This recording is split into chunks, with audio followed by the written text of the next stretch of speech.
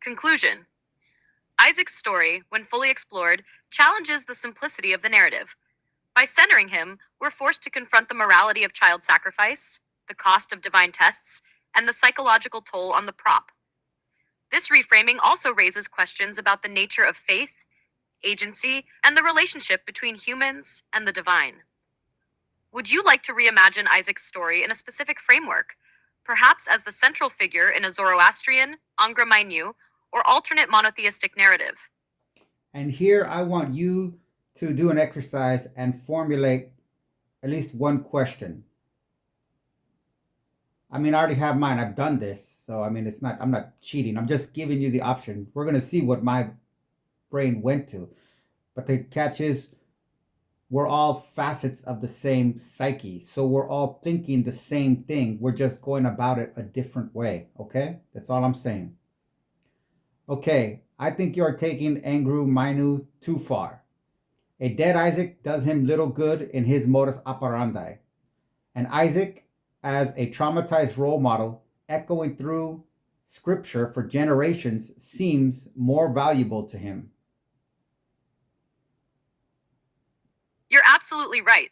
Angra Mainyu doesn't need Isaac dead. His approach thrives on the subtle, long term corruption of human values, relationships, and systems. A traumatized Isaac, whose story is immortalized as a model of submission and fear, would be far more effective in spreading druj than a single act of violence. This reframing shifts the focus from immediate destruction to enduring systemic harm. Let's unpack this idea further. Hash Isaac as a traumatized role model. If Angra Mainyu were pulling the strings, the goal would be to warp the narrative into one that 1. Normalizes fear and submission.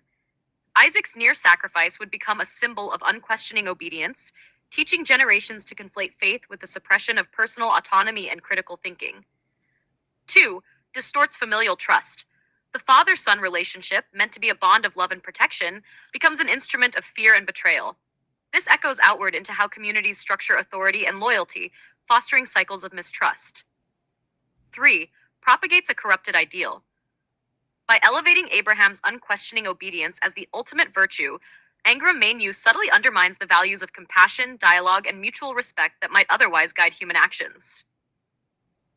How does Angra Mainyu operate here? 1. Subverting divine intent. If the original intention of the story, under a more benevolent deity, was to test Abraham's faith but preserve Isaac's dignity, Angra Mainyu might twist the interpretation to emphasize fear, sacrifice, and submission over love and trust. The corrupted version becomes a cornerstone of religious identity, shaping collective behavior in ways that perpetuate fear-based hierarchies. 2. Exploiting trauma as a legacy. Isaac's trauma wouldn't end with him. It would ripple through scripture, becoming a template for how faith is understood and practiced. Future generations would absorb the lesson that ultimate devotion requires suppressing personal agency and embracing suffering. 3. Fragmenting communities. By embedding this story into cultural consciousness, Angra Mainyu creates fertile ground for conflicts about authority, obedience, and the nature of faith.